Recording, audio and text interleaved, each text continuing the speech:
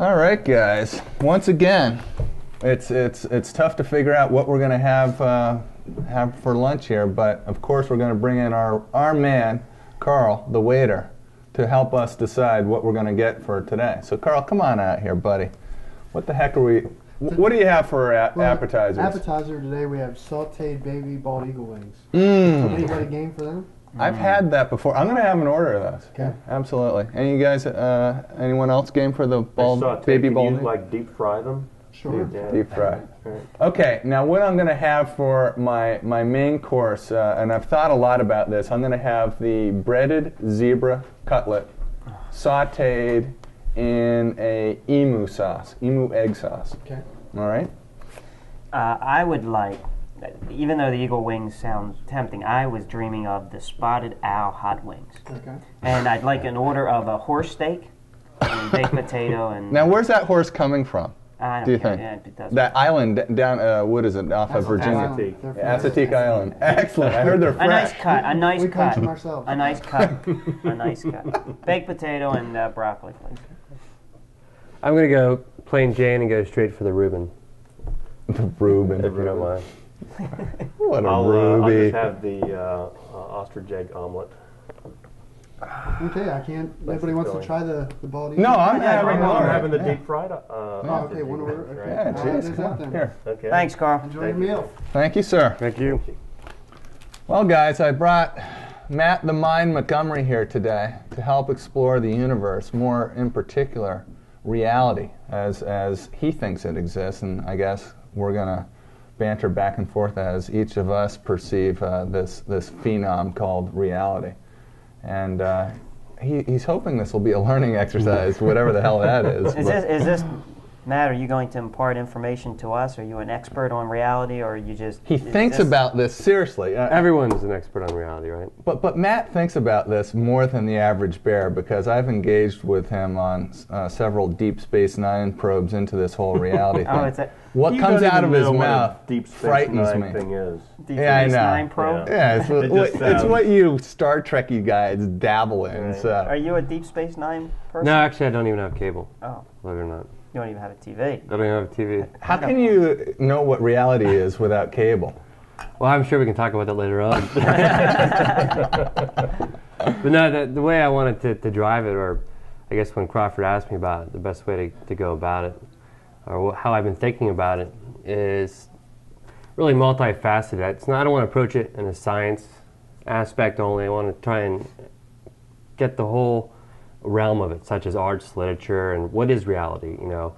And I think the thought came to me, I've always been interested in astronomy and looking up the stars and seeing how things go, and astrology too. But I was going to say that. I'm more interested in astrology. But so then you just can't help or stop yourself from leapfrogging from the moon to the sun and then outwards and then where it goes. And especially when in this civilization where we're brought up with religion, or a lot of us are brought up with religion, and you have all these things jockeying for importance in your thoughts and your mind and how you want to live your life.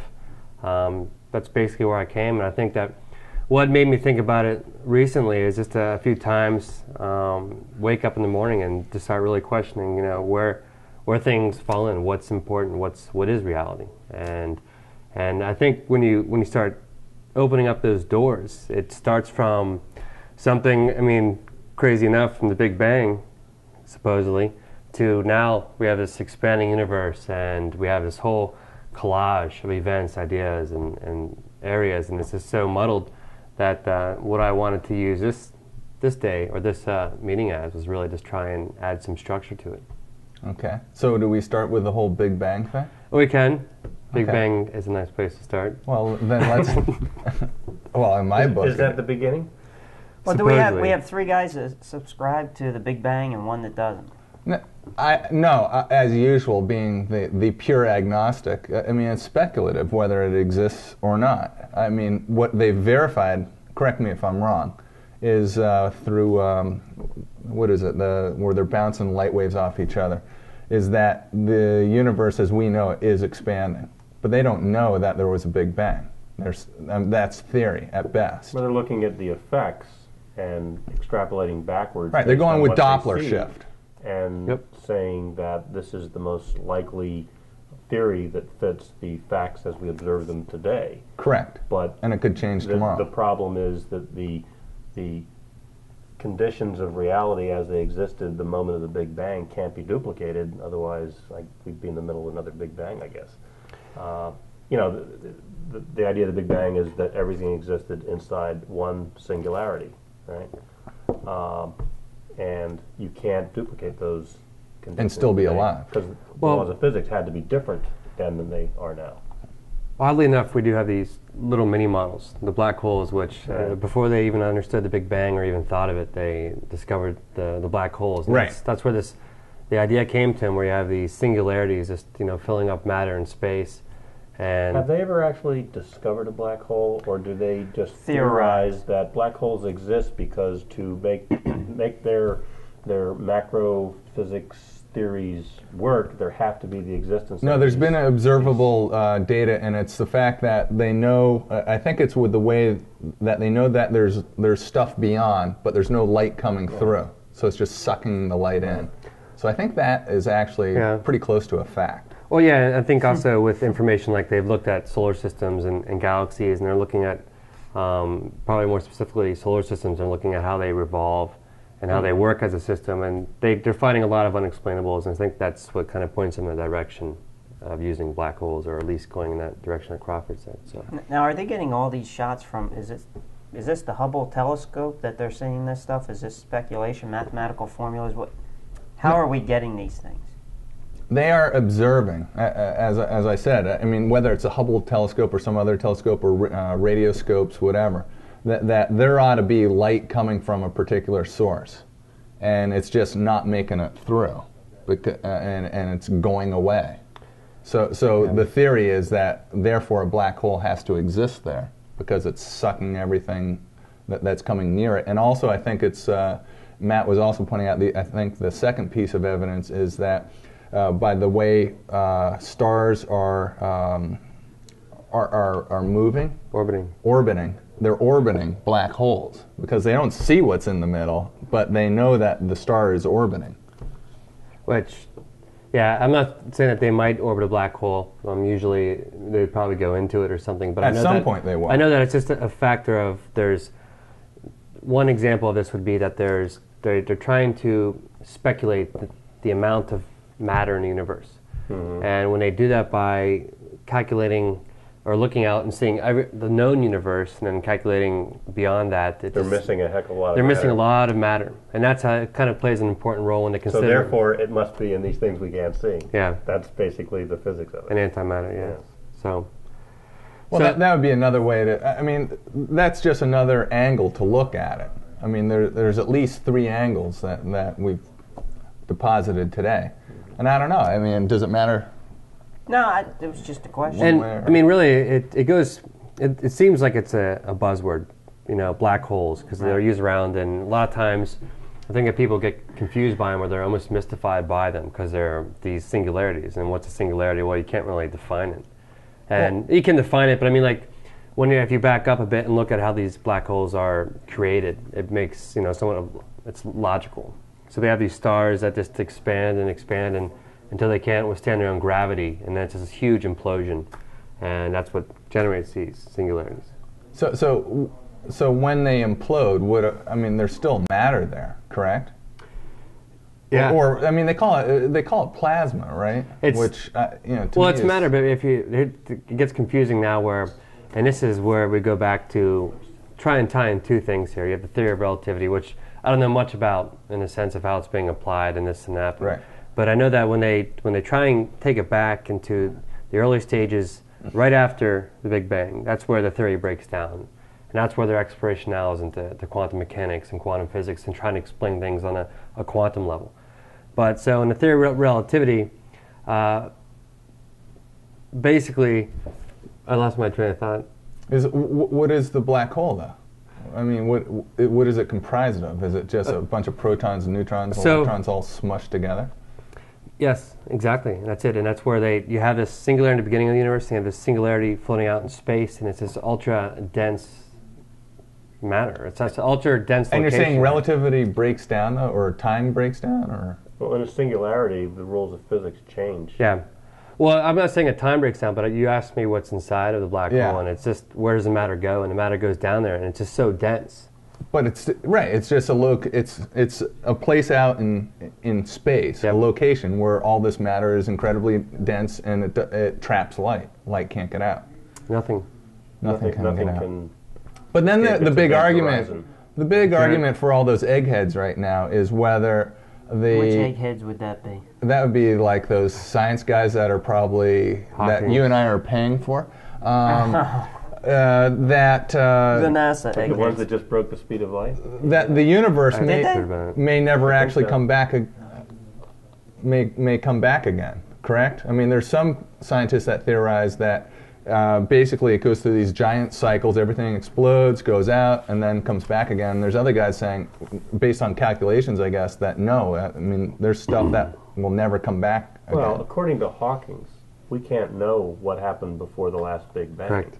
So those are purely theories because we have no evidence or empirical data. Right, speculation. That can substantiate any of that. Right, you can observe what's We're just going on right saying now. if this is happening and this is happening, therefore this ought to happen. But that's pure speculation, I think, at that point. But just to delve into it a bit, that speculation is somewhat neat. If you're thinking about, I can't remember the book I was reading, but to thinking about how universes exist and how they're created, and if you ever think of alternative universes and stuff like that, we'll go through simple ones. You can think of this universe, and when you think of a Big Bang, you can think of it as like of a sine wave on a graph. Right. And just It just flip it over. repeats itself. So it's basically, you have this expansion and a contraction, where the amplitude might be the same each time, and that's it. And where it crosses and where they meet is then where it goes back up again. But we can't really go past the last one. Now, it could also be one where it's expanding very large but getting smaller and puttering out. Or it can be one that's larger. And larger, and finally... Or there can be ones that are like, if the perfect example of this one is like a lava lamp. Think of a lava lamp and you see a blob going, that might as well be the universe. And then when one little blob breaks off, it's gone. Then that's the Big Bang right there for our universe, and that's how it formed. And it's kind of expanding. Ah. So there's a lot of ideas that are... Or it could be just a big circle. It could be. Think of that. See, I was thinking about that the other day. Is like maybe we're just repeating something that happened a gazillion years ago. And But it's just going like this. It would have... Okay. Wow. That's deep. That is deep. See, that's what the Native Americans, they think That's it's why I didn't actually like a huge circle. That's why I really didn't enjoy although I found it informative and it was good to read, or Stephen Hawking's book, it just, to me, was... We understood about 5% of it, right? Right. I mean, the only thing in there That stuck? that stuck was that he said that there's nothing in the theory of the Big Bang that discounts the fact that there could be a God. Yeah. Do you think he stuck the landing? Do I think what? Do you think he stuck the landing with his thoughts? Do you think he was nailing it? Yeah, I think he hit a 10. He got a perfect 10. But interestingly enough, I mean, I was scoring it. the Catholic Church subscribes to the Big Bang Theory. It could be. See, that's what...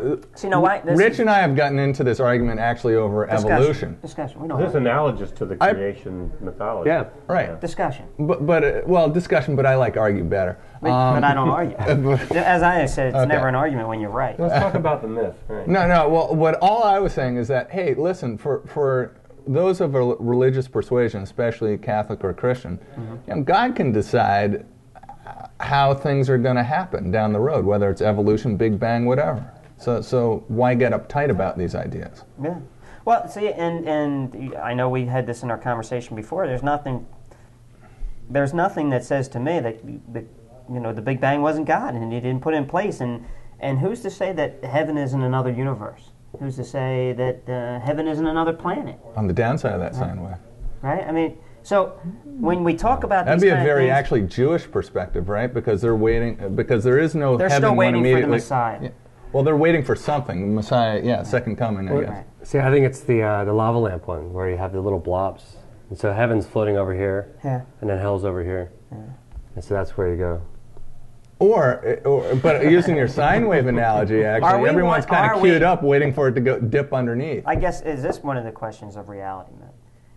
Are we floating in one of those blobs in a lava lamp right now on somebody's desk? Some college kid some huge lighting up is looking at it. Right. Right. with a monster doob. Yeah, that's possible. No, but seriously, on the conversation again, who's to say that God, and we've got into this a couple of times at lunches, who's to say God's not a being, a censored being, whatever it may be, spiritual, just of thought Entity. ways, he's an entity of some sort, and he's not out there somewhere. Well, I guess that gets to the nature of how we perceive reality. Yes. And do you simply say, well, reality is what I imagine it to be, what I make it up to be, or reality is what I observe it to be, acknowledging that there's a lot of holes in making the connections. Give me that again, Mike. I want to understand the distinction of what you Well, is reality what we knew he was gonna make it go up there. to be? I mean, if I want to create a God for reasons of my own, and so I say, well, therefore God exists. Does that mean he exists, or is it? I mean, that's not, to me, that's not reality. That's simply making something up. And so if I look at what I would call real reality, I look at what is and what I can extrapolate from what I can see and so forth, and create, to some extent, theories to explain things, right? But it's based on something You can't empirical. feel, touch, or see, or have no carbon dating of God, so you don't Science. believe it. Mike goes with science. Science. Essentially, yeah. Yeah. I mean, I think there are things in our nature that, I mean, the whole nature of our being is that, you have this mind-brain thing going on, right? The brain is, you can touch An it, organ. you can see it as an organ. But the mind is a intellectual, spiritual creation of this physical brain. So that's not something you can touch in a sense, but we can observe it, we can see its effect, we can say that, most of us Well, have B.F. a Skinner mind, would yeah. actually not argue that point. He's saying all you can observe is behavior. And so he would discount the whole Well, notion of, I would say the effects duality. of things. yeah. So, I mean, I always think that the thing that people have difficulty grappling with is the fact that we are creative, imaginative beings by nature, and that we can make things up, just like George Lucas can make wonderful things up on a movie screen that aren't real, that he knows aren't real, that we know for the most part aren't real, and but that this imaginary sense that we have gets out of control, at some point or another. But does not some of that become reality? Don't Well, be it gets Star- into I mean, that just whole like question, Star is Trek. perception reality? Doesn't, like Star Trek, there are some things they do on Star Trek that are now reality, like these medical beds that can read you all your vitals. But I mean, at the time that they were imagined, they weren't real. They Right. were made up. The fact that you envision a product or something that doesn't exist and you bring it into existence, your imagination is just what it was. You simply imagined something that wasn't real, except in your imagination, and you brought it into reality in some sense. But is that really reality, or is that just like a product of reality? I mean, because even though I can make this mechanical bed that measures things, and I can touch it and it seems real, but is that reality? I mean, is it like a notion? Right. Is it like the birth of like, there's reality up here and somehow I've tangled reality and I've made this? And so, is that really reality? In a sense? Or what is that parent reality, or that notion of reality? Well, And which I think gets back to, just to tie it back to Big Bang. See, this is where you get scary, guys. Nah. We'll tie it this way. At least we'll flow from the Big Bang. So we had this Big Bang and we had matter. And just a big expanse, right? This big universe expanding. And it's at such a rate now that it's like pretty much a constant expansion. But see now, I'll eventually take us to the individual, which we'll take the point of the individual, which I think we can then talk about these things, about perception and stuff like that. But so you have this universe expanding, but you also have to think that the only reason why we're privileged at this moment is because the universe is expanding at such a constant rate. The laws of physics are such that we've been able to develop, evolve, be creative, or at least live within this time frame of the expanding universe. Mm-hmm. I think if there's no way we could have existed when the universe was like in the first trillionth of a second, right after it, because it was so dense and it just doesn't give. Laws of time were totally different. Initially. And if the universe started to contract, I guess Hawkins theorized that you would have anti-time, and how could a human being exist in the context where time was in effect, where cause happened before the effect, or no, cause happened after the effect. You know. I'm only halfway through the book. I'm at the top part. It's going back down. Yeah. That's a scary thought, Mike. But so let's talk about this though. So you have this human being, for whatever reasons, is here, you know, and that spawns a whole bunch of questions. But so then you also have all this information within this universe. Right. I tend to think of it as a watermelon. Like think of one end and it goes up, and you cut a slice in it, and you can think of that whole cross section of the watermelon as like the universe, but more importantly, it's information of that event originally. And if you like take a seed that's in there, it's like a human being, and the human being really only has like a few grippers out in the universe, gripping whatever information he can. We have the sight, the ears, we have touch, and we only have we're really limited the senses to whatever part of the universe we can grasp. And then we're subjected to the mind and what it can do in filtering this out and really. But the mind may be able to deduce that which it can't perceive based on those little grippers. True.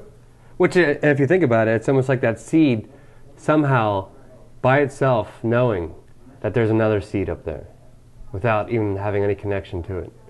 So somehow it's formulated and tested and done things, and eventually over time has learned about. Well, now you get into a question of what's knowledge. I mean, it's still. It's theory. It's theory that as you get more information and your little grippers go a little bit further out, you can say, oh, I can see a few more seeds here. So far, my theory's looking good. But you never really have knowledge about that which is beyond your little grippers, because it's beyond what you know. You can't, in a scientific term at least, which is the way I'm using it, which is you can observe, you can repeat your experiments, and you can verify. And anything now beyond those little seed grippers of yours, you can't do that. True. Budweiser. Okay, so you got this your little watermelon seed in there, trying to figure out reality. But where it gets weird for me is that, as far as I can figure out, the human mind everything is a symbol in the mind. And can symbols be reality? I mean, you right now, I'm seeing it as a physical thing. It's going through my head and becoming a symbol. It isn't you that's in my head, but it's just kind of, you're a perception. A representation. Yeah, you're a representation of what you are. Is a symbol, or a symbol isn't what you A symbol see. stands for something else. Well, yeah, but you see Matt as he is, or as you perceive him. Yeah. You don't see him as he is. All right. Because that's you're why I'm using the word of symbol. light that you can see. Yeah. But And that's just the that's physical not a part. symbol. That's simply perceiving the Is there light any that difference bounces between off. if there was a perfect replica of Matt versus Matt? It's still, I'm just observing this physical thing that I call Matt. Yeah, but I think a symbol is something. It's an abstraction that represents something. Exactly. Yeah. I'm seeing an abstraction of what he really is. Well, I guess if you had a replica, yeah, but it doesn't even have to be that elaborate. I mean, it could just be like in voodoo. There's all sorts. I agree. Little doll, and that's a symbol of that human being.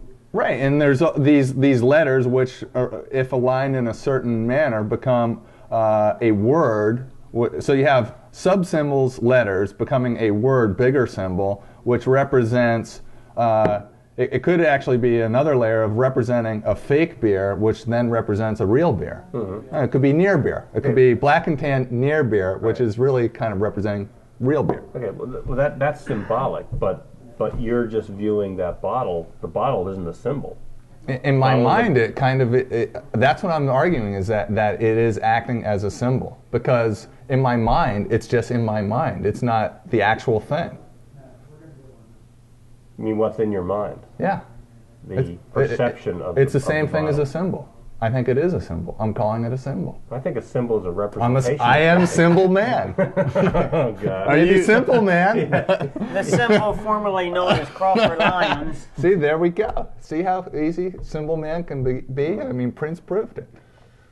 I think that goes back to some of I think the early things with Descartes and looking at that, the mind-body split, and wondering, really questioning, like, where basically he broke down and said, I think, therefore I am, and that's all I could reduce it to. But then he also went through and questioned objects in the room and their forms, and basically saying... Probably went nuts. Went nuts. But I think so. Yeah, if you think about it too much, you can go nuts. Well, that's an interesting question. I just had the pleasure of speaking or being in the presence of somebody that...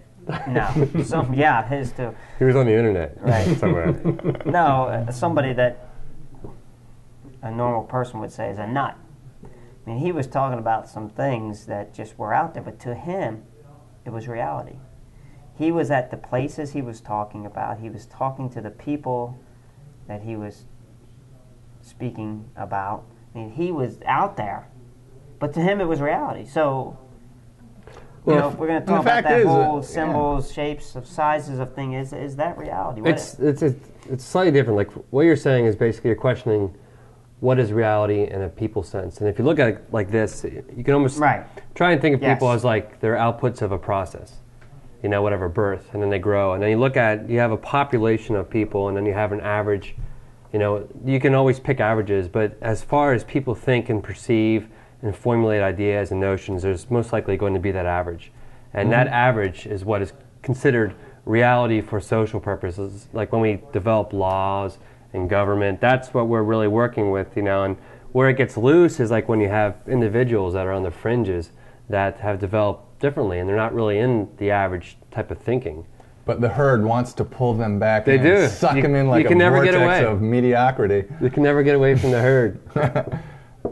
I think you can. We just haven't found the way yet, buddy. But, so you're right though. I mean, like, to think that you'll meet these people that are like just truly impressive people because of the way that they're perceiving things and the way that they've structured things, really it has a logic to it. It's just not the average logic. Well, and the basis of my question is, we talked about some more macro kind of things in the universe, something more abstract out there, but, bringing it down to the reality of each and every individual person. What is reality to those people? As you were saying, you often think about the stars. And I was in the hot tub the other night and drinking some beers with a friend. And you saw some stars. Oh, we saw lots of stars. But it was nice. There was no full moon and all the lights were out, so you could really. We were just talking about those things. That was a beautiful moment, wasn't it? It was a beautiful moment. It was a beautiful moment. We were a few sheets to the wind. Know that you were having a beautiful moment? Yeah, she was in bed. She wasn't enjoying that at 12:30. We were. But getting it down to the personal level, what's the reality to individual people? Exactly. Is it what you see? Is it what you perceive? Is perception reality? For this poor guy, I say poor guy because obviously he was fully functional.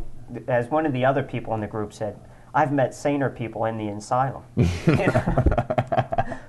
But he was out there. He was talking about meeting aliens. He was talking about meeting and speaking with Jesus. He was talking about meeting and speaking with various leaders. Which always brings up the interesting aspect of those, mostly from Eastern cultures. Do they have close encounters with Buddha?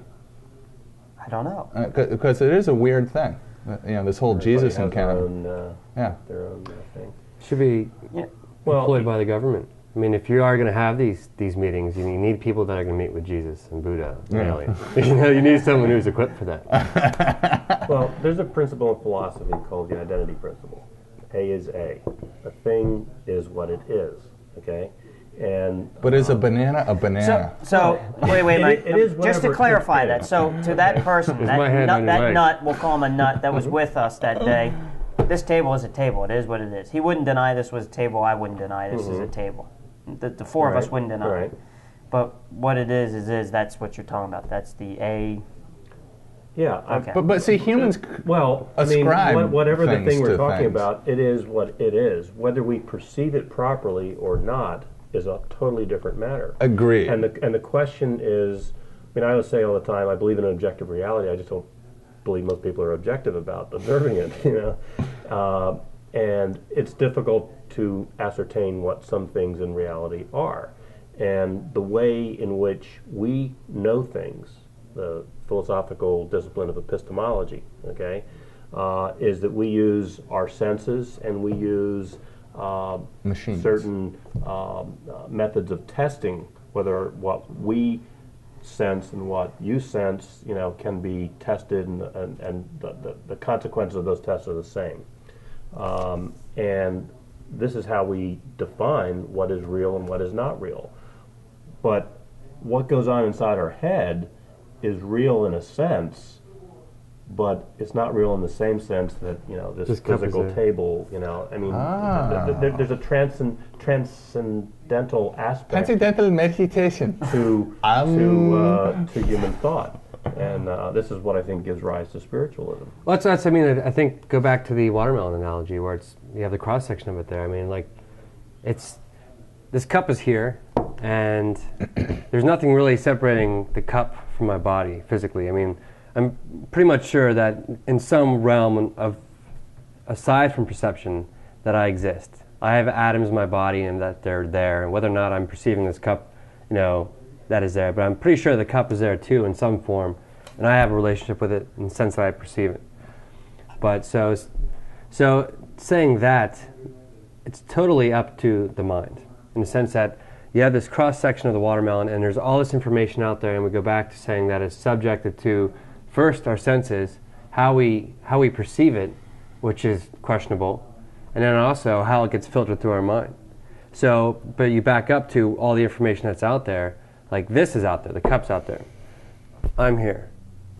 So I'm pretty much certain. But the point is, then after it goes through the senses and the mind, it hasn't made the test, and can we all say that this cup's here and then I'm here, and stuff like that. So I think it goes right. There's information out there where the cup is out there and I'm out there, but then it has to go through the filter. Oh, you're out there, all right, buddy. It has to go through the filter. Don't let him make you believe that. And I'm getting a big head. It's expanding, I think. Ever expanding. And I'm afraid it's going to shrink real small. Well, you know what? That brings up another interesting. It will, and then you're going to be piddling in your depends, and it gets ugly from there. Well, let's take this to a different dynamic. What about the human aspect of things, where perception is reality? He's trying to force upon you a reality or a perception of who you are and what you are, and your head expanding. But there's some, and I'm taking this from a business and personal growth development. I once studied this gentleman that was talking about, do you have congruency between what you perceive yourself to be and how do you perceive others to perceive you, and then how do others actually perceive you? Those three together, what is the reality of that? And this is a little different than what we were talking about, but the same. Dale Carnegie. And then there's Mike's question of how you actually not who are. it was, but actually it was along the same line of thinking. Yeah. About the person. There's all these perceptions of people based on your perception of other people's, the other people's actual perception, and then there's you as you actually are. Right. Yeah. Which are distinctly three different things. We would all agree there's no debating there's a cup in my hand. That's reality. How we all perceive it. Some might debate. So you say.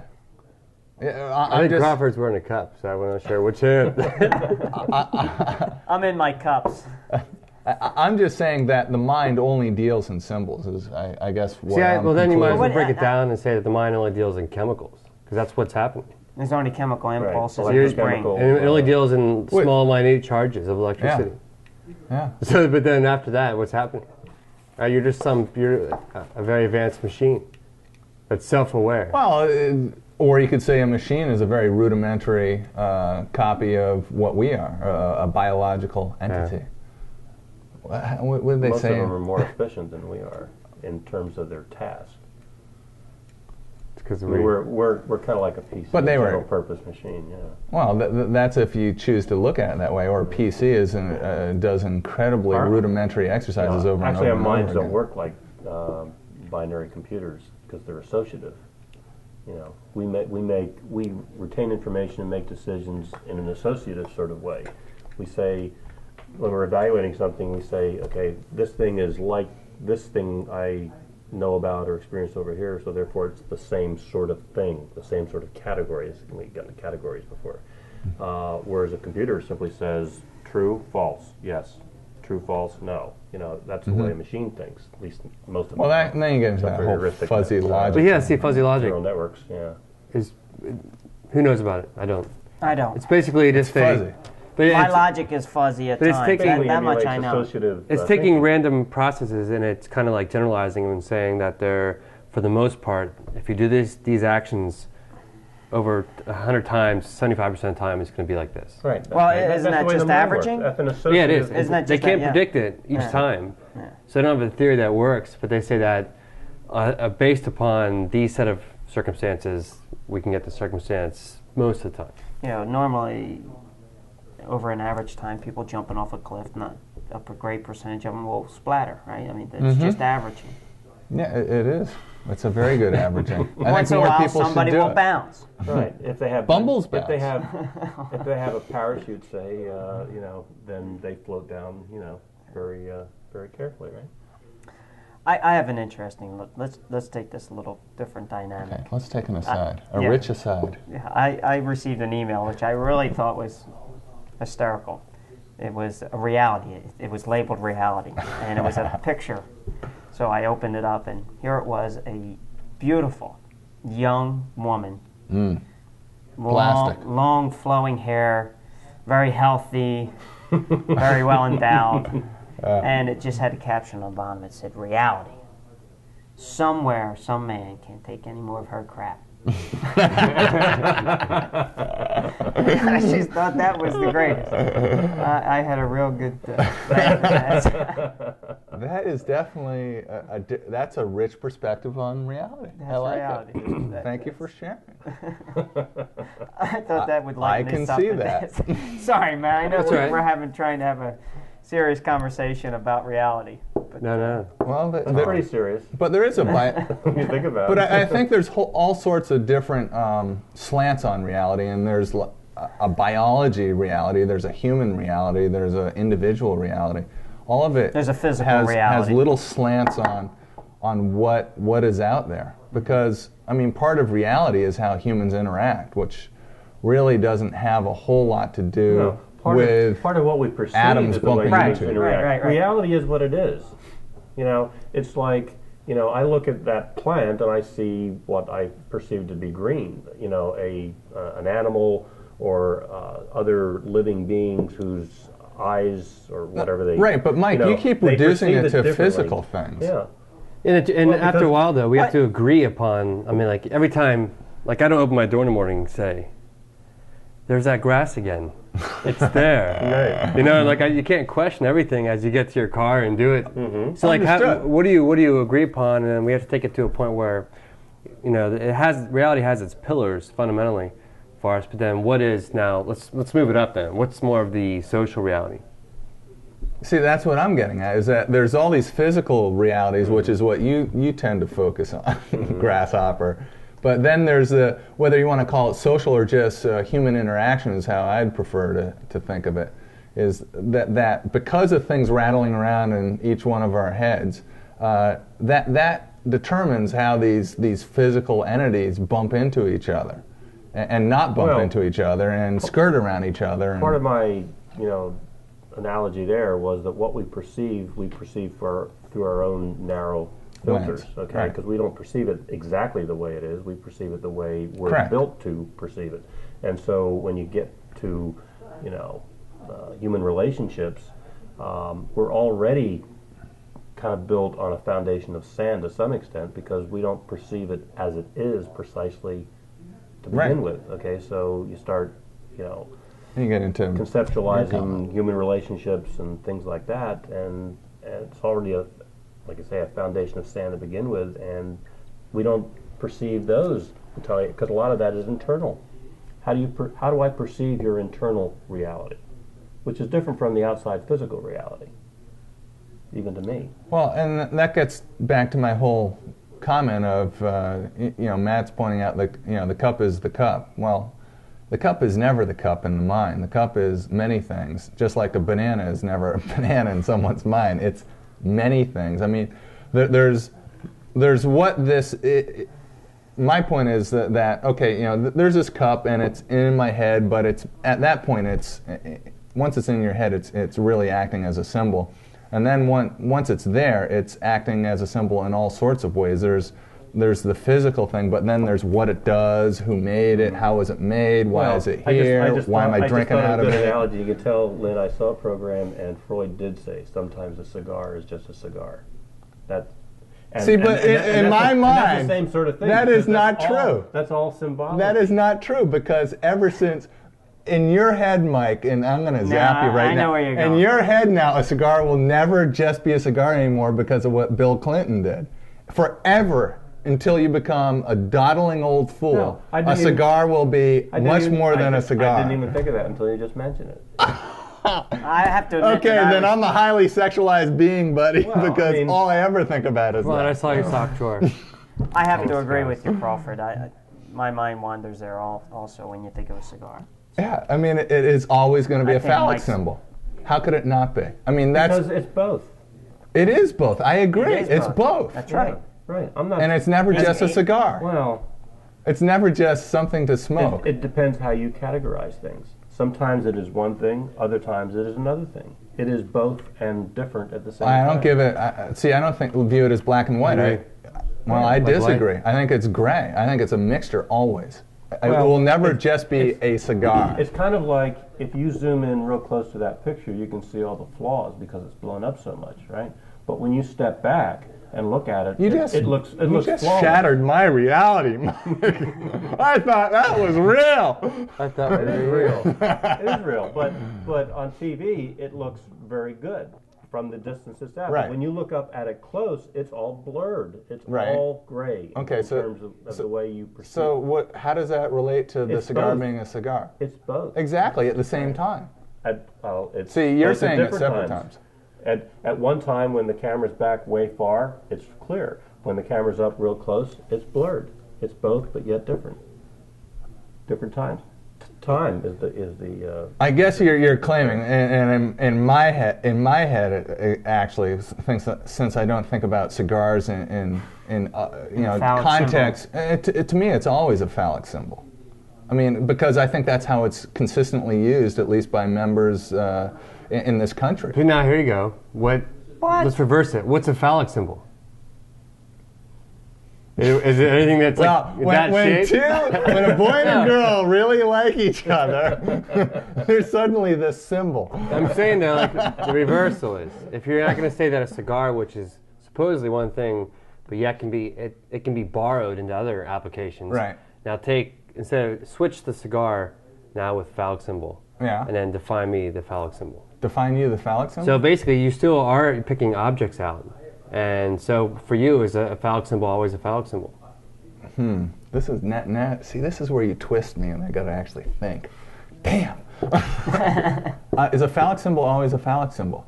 Well, I guess I think to your point, I think this is what you're getting at. It actually goes both ways.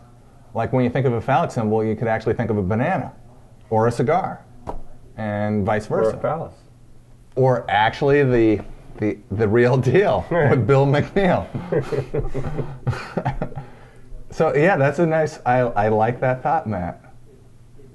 He actually put it away and save it. I do. That one's stored.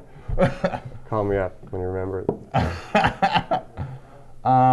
So, anyways, let's see. Looping back, let's see. We're getting into the whole human or biological. I guess it's more a human reality because for a porpoise or a nematode, there isn't a lot of reality out there. I mean, it just is. We don't know the reality. We don't know for sure, but we can certainly speculate by how nematodes live, based on our perceiving of what they're doing. They experience the reality they experience. They do, but as a sentient nematode isn't, to our knowledge, conscious. Right. But a porpoise or a dolphin is. That's why I changed to a nematode, because they're self-conscious. It's alive, but it's a biology. Well, it is good. I mean, think about it. Why. And to go back to this thing, I mean, think about it. You have information, human, and then world, and operating the world. But what's wrong with our minds that we can't just look at reality and instead of being machines or instead of being objects where we take information in, or why are we machines or objects that take information in and let it go inside this thing and then fiddle-faddle it up, mix it up? And I mean, communication, why when I tell you one thing, is it not the same thing that I think it is?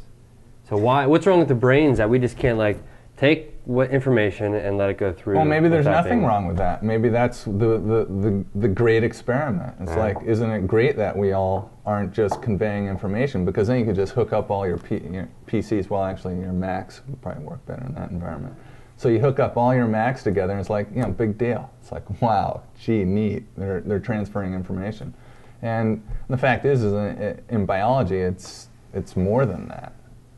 I mean, it may not be. I mean, this gets down to is there a purpose to it all or not? And from my point of view, at least at this juncture, who the hell knows if there's a purpose or not? It is what it is, and so big deal. Well, there's a whole other show. What is the meaning of life? What is the purpose of our? It does kind of get down to that. Reality. This is the Dale Carnegie thing. I think personally, it's a free for all. Because I can't make ends of it. Like, I don't know what. It's hard to say that there's this God, this and that, and that's where you have to have faith and this and that. And I really can't figure out what the direction is to go to. So the whole point is, if you don't know these things, and like, if I'm not going to get any pleasure out of just sitting by myself and thinking, or if I'm having trouble with living my life as it is now, it goes back to something that Rich said. It's basically like, how am I perceived, or how do I want to be perceived? What's bringing me my pleasure? And I can sit here and have guilt about like not being this and that or that, or like, I can worry about when someone thinks of me, which I don't think anyone should do. But I think they should just sit there and say, look, I want to be this. I want this. I don't know what's going on. I can't profess to understand it, but I'm going to have this object, or I want to be this, and I'm going that direction. Boy, if Lynn was here, she would totally agree that you can never, I mean, we were talking about big picture stuff and all that. You can't affect big picture stuff. Hell, you can't even usually affect what your neighbor does in a positive way. The most change and effect you can have is just on yourself and maybe your immediate family, but the further you get away from yourself, those ripples keep getting smaller and smaller and smaller. Of course, us guys tend to focus on big picture stuff, which we can do nothing about and just bitch about it, but yeah, that's because we're a bunch of girls. So Mike, what do you think? Well, I was thinking about, you ever read Viktor Frankl? Just the name. He's a survivor of the Holocaust. He wrote a book. He was tortured, hideous ways. And I forget the title anymore, but the conclusion of the book, the simple conclusion as I recall, was that the purpose of life is to search for a purpose of life. No more, no less. That for anybody to say, well, this is what man's existence, this is your purpose to do this or that specific thing, I would disagree with all of that, other than our purpose is to search for the meaning of life to us, which is essentially an individual pursuit then. And so what is true in that respect, to you may be slightly different to me, slightly different to Richard, and they all have value within that context. Yeah, I guess this is also what I've been thinking too. And I wonder, is it wise that well, it's not even wise, it's not even a question of being wise, but you think about it, like there's this universe, and we've become so human-centric in our thinking. And we're thinking about, what's the meaning, what's this and that, and the point is it's just something that's happening, and exactly. You're part of it. And because you're aware of it, you're thinking like, okay, what's this meaning? And the meaning might just be nothing. It's just nihilism. It's just a process. Yeah, that sort of ties in what you and Mike were talking about. Two different subjects came about the same way. Mike was saying things just are, and I've sort of adopted that philosophy that things just are. It's your attitude towards them that makes them good or bad. I mean, and that's sort of the same thing. Mike was saying things just are, and you were saying, how do we perceive it? How do we react? I mean, things. They just are. I mean, where are we going? So, I mean, is that reality? I mean, sure. Reality is how somebody could fall down and I don't remember where I heard this in college when a fellow said you fall down into a face of dog dirt. I mean, is that good or bad? It just is. It just is. I mean, one person could get up and be really pissed off and it ruined their day. Another person could get up and say, geez, I'm glad I knew. Where's the camera? I knew, right, and another person could get up and say, I'm glad I knew the dog. You know, it's just the whole reality. Well, here's a different question. Is it good to know things or to strive and get closer to knowing things as they really are, as a human? Because couldn't that actually, the way perhaps people are actually wired, that could actually yield an unhappier person? I don't know. I guess that makes me think about, we're trying to get everybody on averages again. Here you are being the herd, bringing everybody back in. And that poor guy that was out there, I mean, he was out there, but his world was real to him, and he wasn't hurting anybody. Why are we trying to pull him back in? I have no idea why we are, because I'm not. To answer your question, like anyone who goes out there and searches, and just goes out there and leaves the herd, because the herd is it's the average thing. And so it's not going to be on the front of understanding and discovery. Exactly. So, but then there's these people that are, and when they see these things, they're the initial filters, and they're the initial, and even though they shouldn't be the people telling, sometimes they shouldn't be the people telling these tales of what they know, they are. Mm-hmm. And it's a scary thing then, and like when they initially do it, it's everywhere. I mean, like music, people go out there and break ground, literature, everything. When you introduce new ideas, Kurt Cobain. You get chopped up. It's always the people on the fringe, the people breaking new grounds, new frontiers, are always the ones being criticized. They're always the ones that are being, whatever you want to put. And they are whatever typically very put unhappy. I mean, Van Gogh, miserable. Kurt Cobain killed himself. I mean, a lot of these guys. There's difference.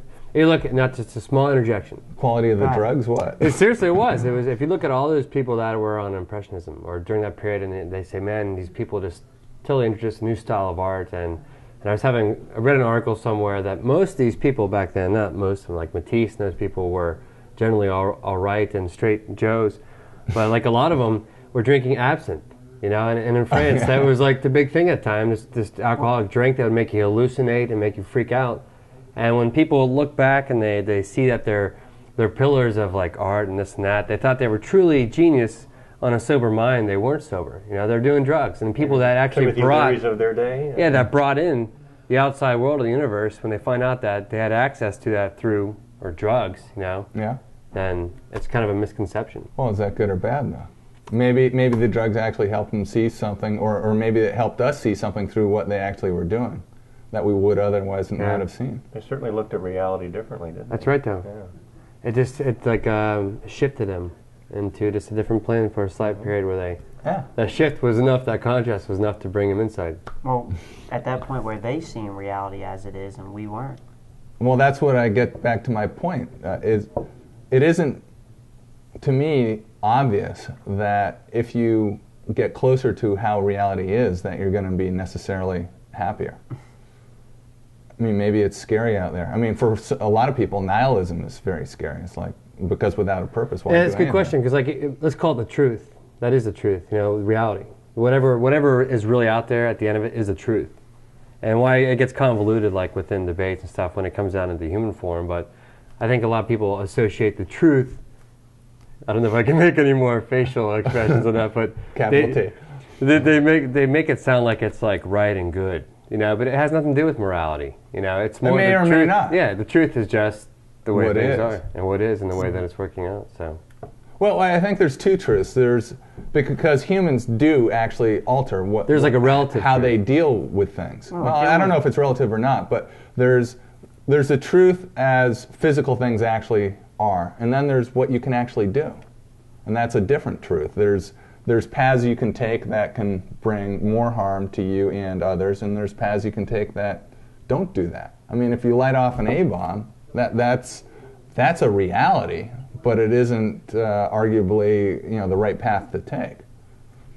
And then that gets into the whole spiritual truth thing of what is better. Yeah, what but see, isn't. there's also the average perception of truth, and then there's also the truth, and you hope that someday they meet, right? Yeah. And so the point is, while this average group doesn't have the truth at the moment, they have this relative truth, which they apply.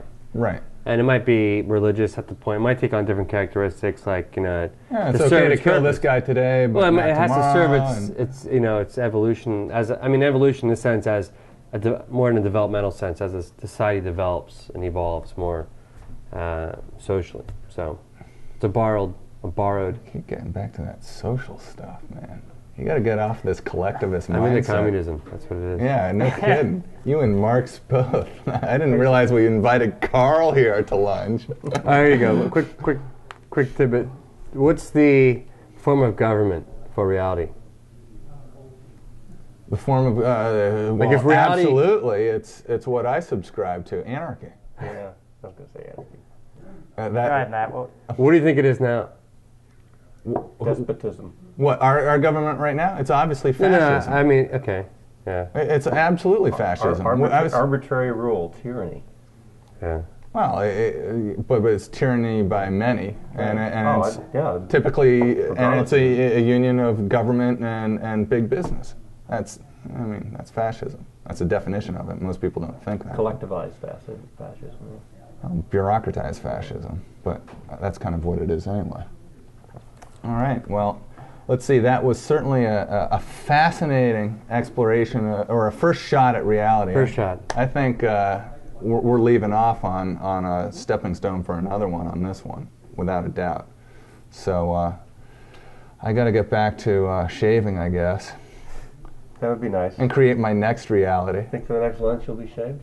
I think I might be partially shaved or partially nude. I don't know which. Oh. Another one of these evolutionary things. You think you're given the image of reality of a businessman? I think I can get partway there, because it all depends. It's all fashioning one's own reality. Okay, we'll have to do this again, Matt. Absolutely, Matt. Thanks a lot, buddy. Okay.